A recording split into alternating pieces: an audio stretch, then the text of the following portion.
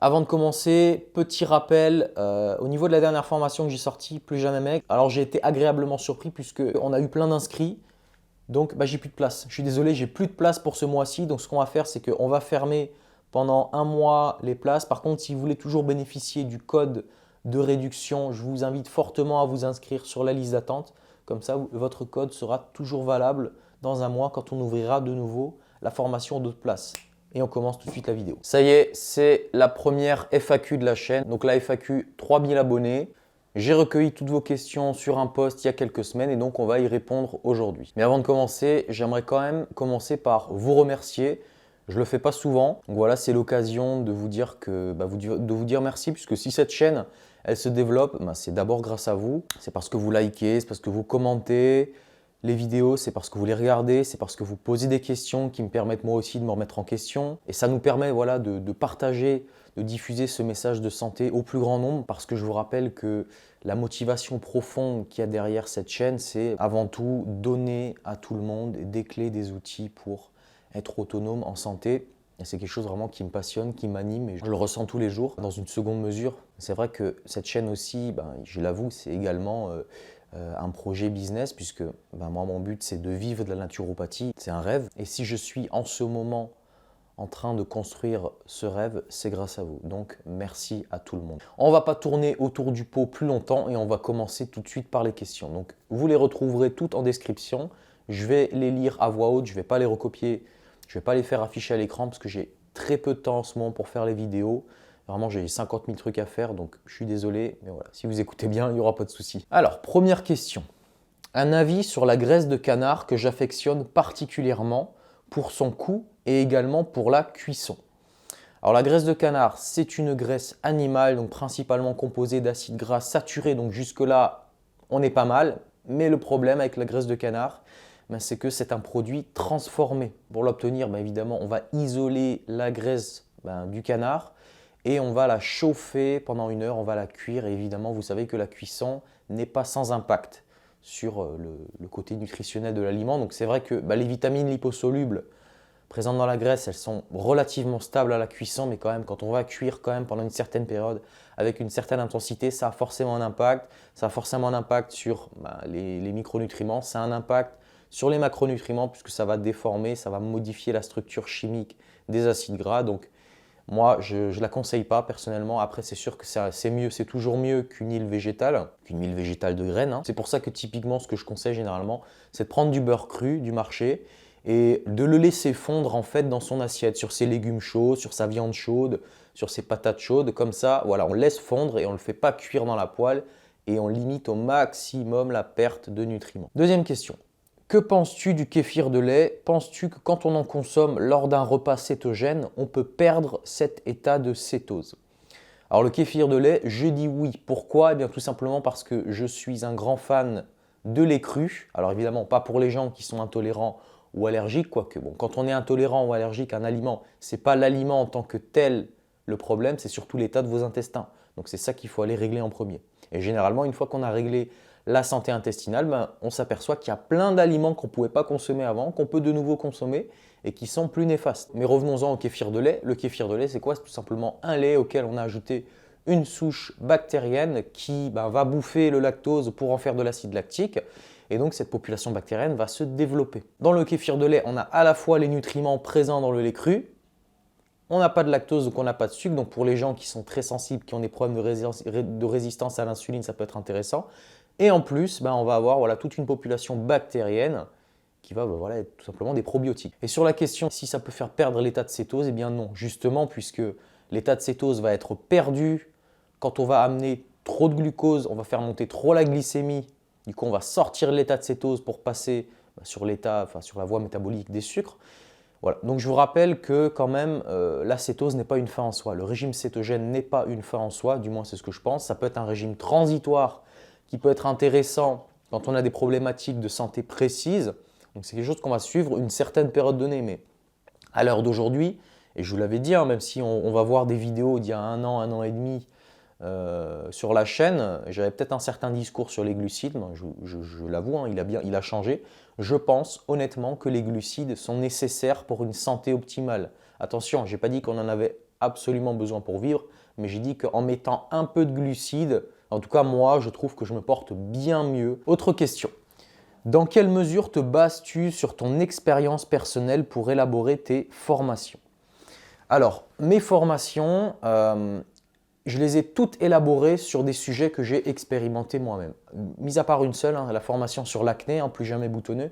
Ça, c'est sur une méthode que j'ai évaluée, que j'ai testée et qui a été approuvée sur des clients. Mais pour tout le reste, pour le frugivorisme, pour les ballonnements, pour la perte et la prise de poids, c'est des sujets que j'ai expérimentés moi-même. Donc ça, c'est la première des choses. Ensuite, dans ces formations, je fais le lien entre mon expérience, les principes de la naturopathie et les principes du coup de la physiologie notamment, qui sont un petit peu appuyés par de la littérature scientifique. Donc si vous voulez, ça me permet de confirmer mon expérience, de comprendre les phénomènes qui se passent à l'intérieur du corps. C'est pour ça que dans toutes ces formations-là, je pose des principes, les principes de la perte de poids, les principes de la prise de poids, voilà, les principes de qu'est-ce qui cause le ballonnement. Je donne évidemment un exemple de comment appliquer ces principes, une journée type alimentaire par exemple. Mais derrière, il y a toujours des principes, c'est-à-dire que on ne peut jamais trouver une formule magique, une journée type qui fonctionne pour tout le monde. Par contre, les principes, ils fonctionnent pour tout le monde. Donc dans ces formations, il y a des principes, il y a des exemples d'application de ces principes, mais au final, comme vous avez compris les principes, vous allez pouvoir les adapter à votre quotidien. Et c'est la raison pour laquelle, avec toutes les formations, il y a 1 heure de coaching pour justement pouvoir échanger sur ce qu'il y a à faire, sur ce qu'il y a à modifier. Et s'il y a besoin de plus, il n'y a pas de souci, c'est inclus dans la formation, vous pouvez m'appeler. On peut discuter autant qu'on veut. Et c'est vrai que sur la dernière formation que j'ai sortie, donc la formation de prise de poids, là, j'ai vraiment voulu mettre l'accent sur l'accompagnement. C'est pour ça qu'il y a un accompagnement de 2 mois. Donc voilà, je dirais que mon expérience personnelle, elle est quand même le moteur de mes formations. Je ne sors pas une formation sur un sujet que j'ai absolument pas expérimenté. Est-ce que les enzymes alimentaires participent à la digestion ou sont-elles détruites par l'acide chlorhydrique lors de la digestion? Même question pour les probiotiques.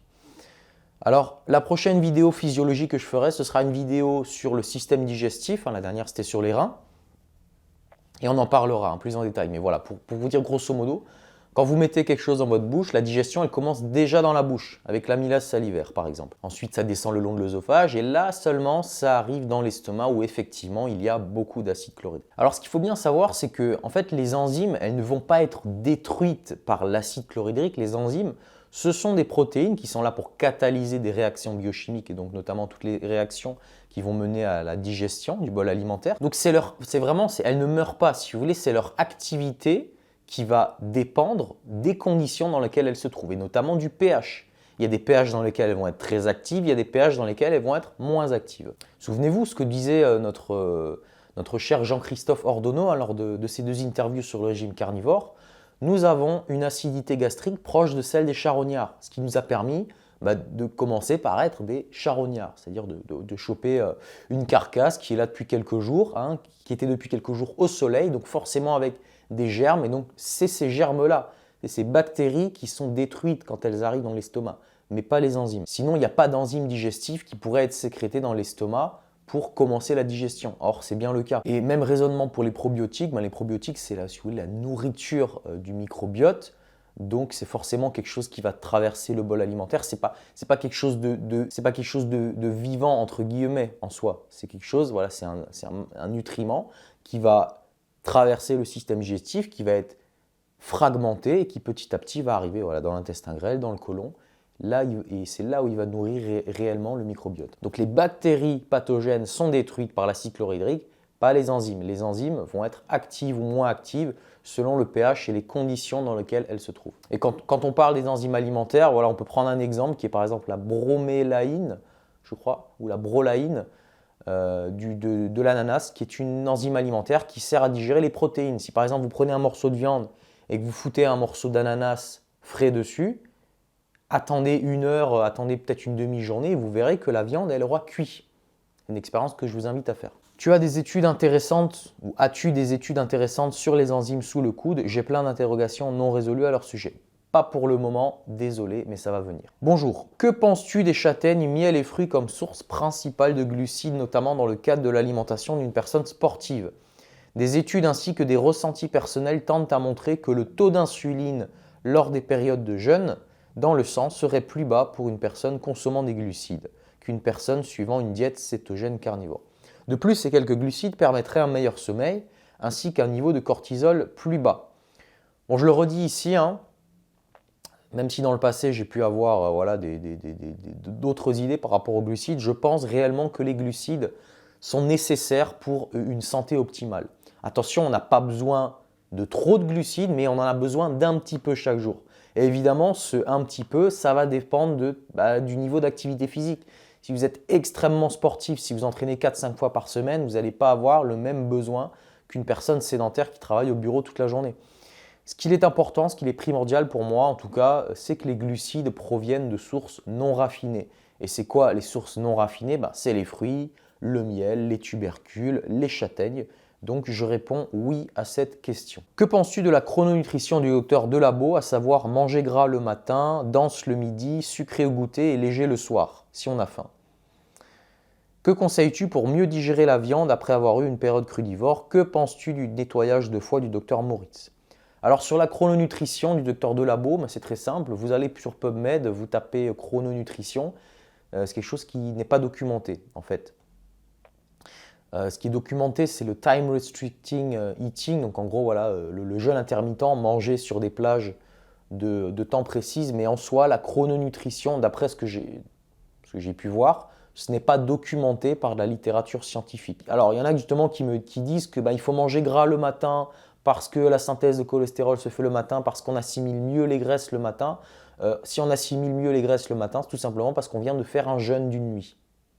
Au plus on jeûne, au plus il y a une demande énergétique, au plus les capacités d'assimilation du corps vont être grandes. Là où on a les meilleures capacités digestives, c'est justement le matin au réveil. C'est là où le corps a le plus, entre guillemets, besoin d'énergie. Donc c'est là où il est au taquet. Il est vraiment au taquet pour accueillir tout ce qu'on lui donne. Donc la chrononutrition, voilà, en tout cas, moi de ce que j'en sais, c'est que c'est pas basé sur quelque chose de tangible, donc je n'ai pas d'opinion du coup à ce sujet.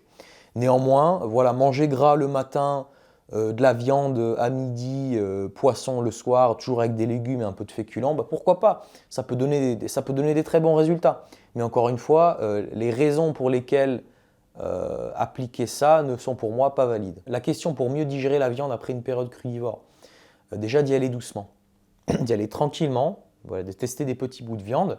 Et puis, autre chose très importante, pour moi, une erreur fondamentale à ne pas faire et que moi j'ai faite quand j'ai recommencé la viande, c'est de manger tout. Moi, quand j'ai recommencé la viande, après ma période alimentation vivante, j'ai réintégré la viande au sein d'une alimentation, en gros, d'alimentation vivante. C'est-à-dire que je mangeais de la viande, je mangeais des crudités, je mangeais des patates douces, je mangeais du beurre cru, je mangeais des graines germées, je me faisais un dessert. Enfin, c'était impossible à digérer. Et limite, ça, c'est pire. C'est pire que manger que de l'alimentation vivante ou faire un régime carnivore. C'est impossible, c'est hyper indigeste. Donc je conseille vraiment de faire des repas les plus simples possibles et d'y aller doucement. Et ce que je pense de la cure de foie du docteur Moritz, alors je connais le protocole, je ne l'ai jamais fait, donc je sais qu'il faut boire des tas de litres de jus. C'est une méthode interventionniste où on va notamment consommer du sulfate de magnésium, si je ne me trompe pas. Donc il faut quand même le savoir. J'ai des connaissances qui l'ont fait, qui ont sorti des sacrés calculs, donc ça peut être intéressant. Mais moi, je ne l'ai jamais fait personnellement, donc je pense que si jamais je le conseille à quelqu'un, je le testerai d'abord sur moi. Et voilà, il faut savoir que ça reste une méthode interventionniste. Il y a des gens qui disent qu'on est obligé de passer par ce genre de méthode quand on a des gens qui ont le foie trop endommagé. Il y a des bénéfices, il y a des bénéfices et des inconvénients. Je me dis que voilà, je ne suis pas contre l'interventionnisme. Je pense que ça peut être intéressant, mais voilà, j'exclus pas de l'utiliser dans ma pratique, mais moi, à l'heure d'aujourd'hui, je le conseille pas, puisque tout simplement, je l'ai pas testé sur moi. Toi qui peux comparer une école de naturo française et suisse, peux-tu nous décrire les différences et les similitudes? As-tu convaincu des personnes dans ton entourage de passer au paléo? Des bienfaits pour eux? Alors, je ne peux pas vraiment comparer une école de naturo suisse et française pour la simple et bonne raison que je ne me suis pas formé en France et encore moins dans une école physique. Donc, je le redis ici pour ceux qui ne savent pas. Moi, je me suis formé à la naturopathie et à la nutrition D'abord à travers des vidéos, à travers des conférences, à travers beaucoup de livres.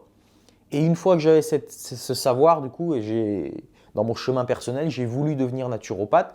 Et donc, bah, voilà, pour me sentir un petit peu légitime, j'ai décidé de passer une formation, mais je ne voulais pas voilà, aller dans une école pendant 2 ans, puisque justement, j'avais déjà tout ce savoir et je ne voulais pas voilà, refaire une école pendant 2 ans en présentiel pour voir pour voir des choses dont je savais déjà la moitié. Donc, ce que j'ai fait, c'est que je me suis formé à distance dans une école de naturopathie belge qui est gérée par Carole Pan. J'ai donc pu avancer à mon rythme, donc j'ai avancé hyper rapidement. J'ai fait la formation en 6 mois parce que je pouvais travailler tous les jours dessus. Je pouvais avancer, il y avait plein de choses que je savais déjà. Donc je pouvais avancer, il y avait des QCM, des choses à remplir au fur et à mesure. Donc j'ai passé ça en accéléré. Et donc après, voilà, même si on n'a pas besoin de diplôme pour exercer en France, moi ça m'a quand même ça m'a donné la conscience tranquille pour commencer à exercer en France. Et donc c'est que plus tard, 1 ou 2 ans après, que vraiment j'ai vu que je voulais faire de la naturopathie mon métier. Je me suis rendu compte que bah, voilà, si je voulais voilà, assurer mes arrières, entre guillemets, il fallait quand même que je me forme dans un pays où c'est reconnu, parce qu'en Suisse et en Allemagne, les naturopathes sont des professionnels de santé. C'est une énorme différence. En France, ça n'existe pas. En gros, on est auto-entrepreneur, on est des coachs, quoi. Tu peux tout simplement être coach en relooking, tout comme tu es coach de santé, naturopathe. C'est exactement la même chose aux yeux de la loi. Alors que voilà, en Suisse et en Allemagne, on est vraiment intégré dans le paysage de la santé. Et ça, c'est une énorme différence.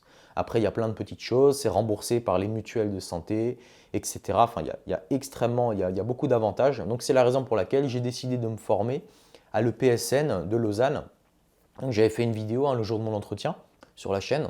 Ce qu'il faut également savoir, c'est qu'il y a une vraie institution, un organisme des médecines alternatives en Suisse qui est responsable de tous les thérapeutes suisses. Et à l'issue, en gros, là, si vous voulez, les 2 premières années, je vais être à l'école et ensuite, je vais présenter des examens au diplôme, ce qu'on appelle le diplôme fédéral de naturopathe, de médecine traditionnelle européenne.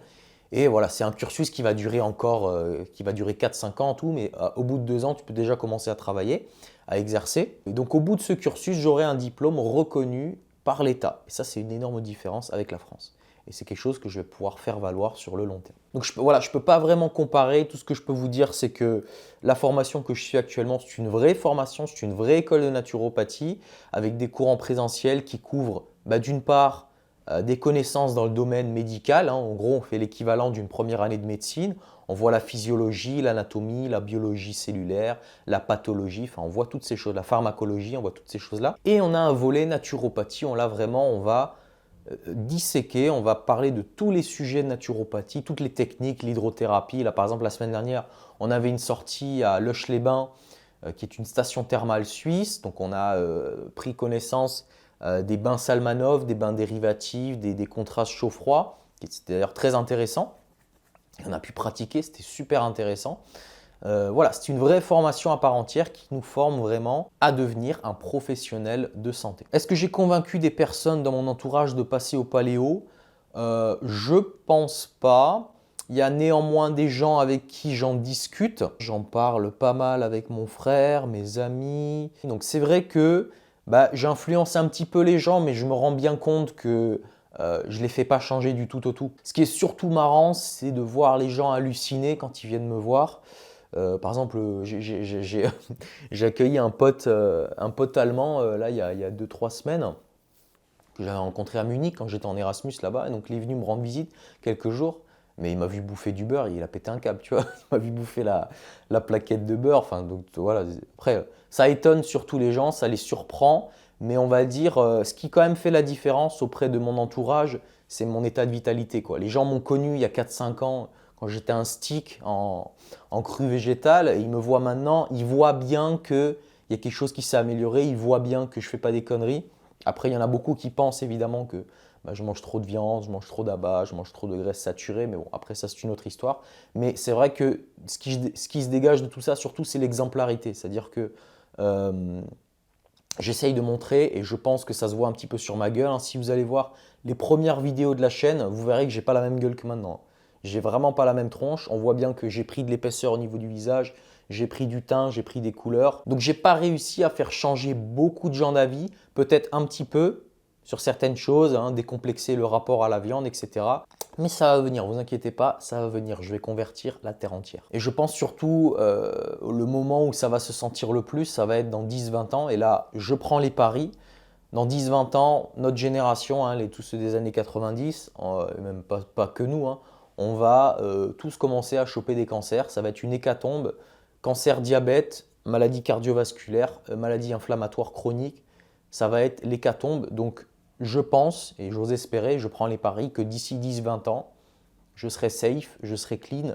Et peut-être autour de moi, voilà, il y a des gens qui vont commencer à choper des trucs. Et peut-être que là, il va y avoir des révélations d'esprit. Faut-il surveiller sa consommation de sel? Donc, je rappelle quand même que le sel est un nutriment isolé industriellement.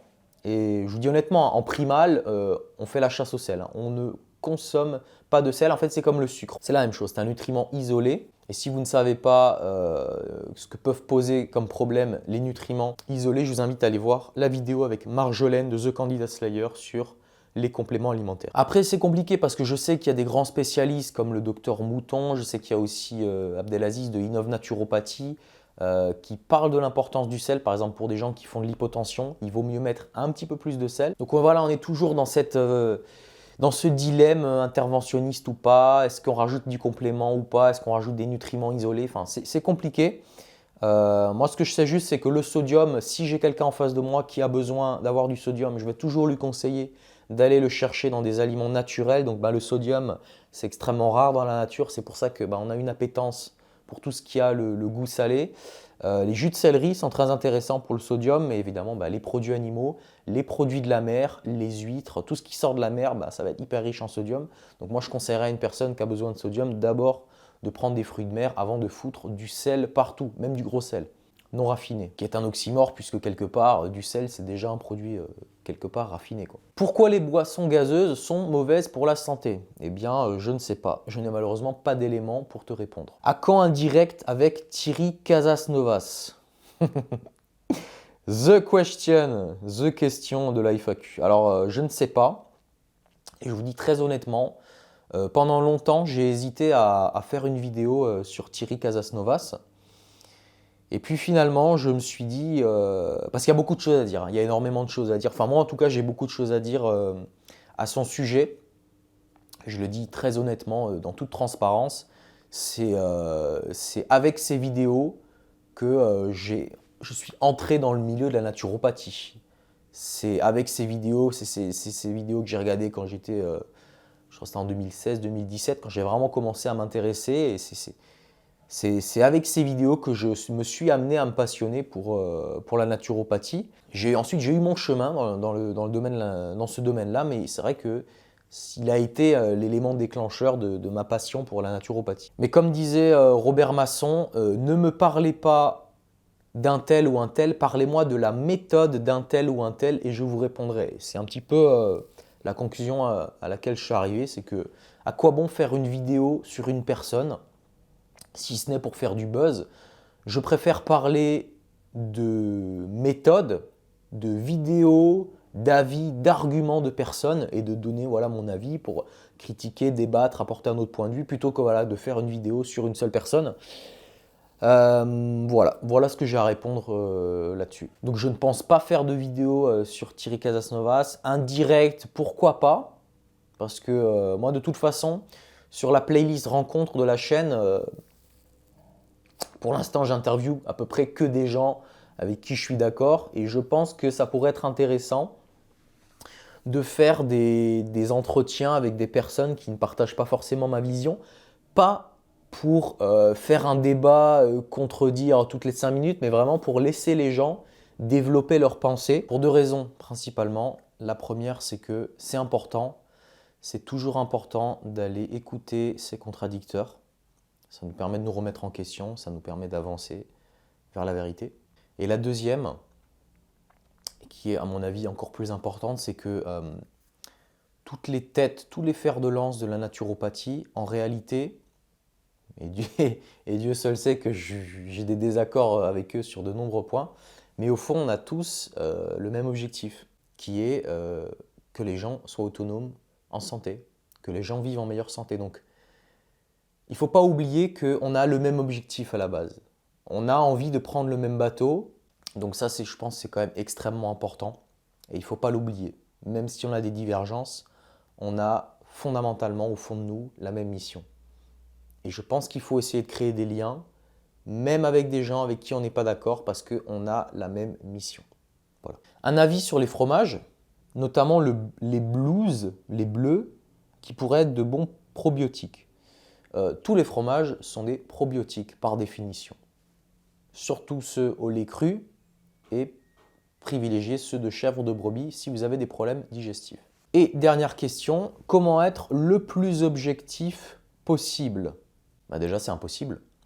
Et j'ai même envie de répondre à cette question, pourquoi vouloir être objectif quant à son expérience de santé? Justement, l'expérience de santé qu'on va faire, des changements au niveau de son hygiène de vie, on le fait pour soi. Donc c'est purement subjectif. Donc arrêtons de vouloir être objectif et d'avoir raison chez tout le monde.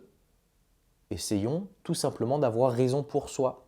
Faisons les changements de l'hygiène de vie, surtout alimentaire, parce que c'est surtout de ça dont on parle sur cette chaîne. Faisons nos recherches, d'accord, pour pouvoir faire des décisions. Observons les résultats sur notre corps, sur notre énergie, notre libido, notre humeur, notre peau, tout, d'accord? Et si ça va mieux sur tous les plans, c'est qu'on a raison pour soi. Et ça, c'est le plus important. On n'a pas besoin de convertir la terre entière quand on a trouvé ce qui fonctionne pour ça. C'est ça aussi qui me montre réellement l'état de santé d'une personne. Quand une personne, elle est en pleine santé, elle a trouvé ce qui fonctionne pour elle, elle est détachée de cette envie de conquérir, de convaincre tout le monde. Moi, je sais qu'il y a une époque où je me cherchais au niveau de mon alimentation. J'avais besoin de convaincre tous les gens que je rencontrais. Et je vous dis honnêtement, aujourd'hui, je fais la chaîne, bien évidemment, pour continuer à diffuser le message, mais j'ai plus ce besoin de convaincre, de persuader tout le monde que ce que je fais, c'est correct. C'est pour ça que quand on m'a demandé est-ce que j'ai convaincu des gens autour de moi, je ne cherche pas. Je ne cherche pas à convaincre les gens. Je pense que la meilleure façon de convaincre les gens que ce qu'on fait est juste, c'est l'exemplarité. C'est de montrer que tu pètes la forme, que tu as une putain de bonne humeur tout le temps, que tu réussis tes projets professionnels, que tu réussisses ta vie sociale, que tu réussisses sur tous les plans, que tu sois complètement épanoui. Pour moi, c'est la meilleure preuve que ce que tu fais dans ta vie, ça t'amène vers la santé. Puisque, je suis un peu extrémiste sur ce sujet-là, mais je suis convaincu aujourd'hui que le bonheur et la santé sont deux choses indissociables. Quand tu es en extrême bonne santé, tu fonctionnes bien au niveau du corps physique, tu fonctionnes bien au niveau du mental, au niveau, tu es content, tu es une personne qui rayonne et les gens sont heureux d'être avec toi, tu es heureux d'être avec les gens, tu es meilleur au boulot, tu atteins tes objectifs. Il y a vraiment tout qui est plus beau. Et je vous le dis, j'en ai déjà parlé dans certaines de mes vidéos, il y a certains moments en Primal Diet, et ça m'est même arrivé pendant la période où j'ai réintégré les graisses animales, les produits animaux, il y a des moments où tu es touché par la grâce, quoi. Il y a des jours où je me lève, où je suis c'est un truc de fou, quoi. Tu te dis, tu comprends peut-être pourquoi l'homme il a inventé les drogues, quoi. C'est que peut-être à la base, on était peut-être fait, et je sais qu'il y a Zveridge qui en parle dans une de ses vidéos, on était peut-être high tous les jours. Quand tu bouffes vraiment ce qu'il faut exactement pour toi, que tu es au contact de la nature, que tu as des liens sociaux extraordinaires, que tu fais ce que tu aimes, et bien là-dedans, il y a des choses extrêmement chouettes qui se passent. Bref, j'arrête là-dessus. Donc c'était la première FAQ. Il y en aura une deuxième. Je pense que je la ferai pour 5 ou 6 000 abonnés. Et voilà, si vous avez d'autres questions pour la prochaine FAQ, n'hésitez pas à les mettre en commentaire ou à réagir sur ce que je viens de dire. Ça vous fait penser à des trucs. Et je vous dis à plus sur Vitaï TV. Allez, ciao!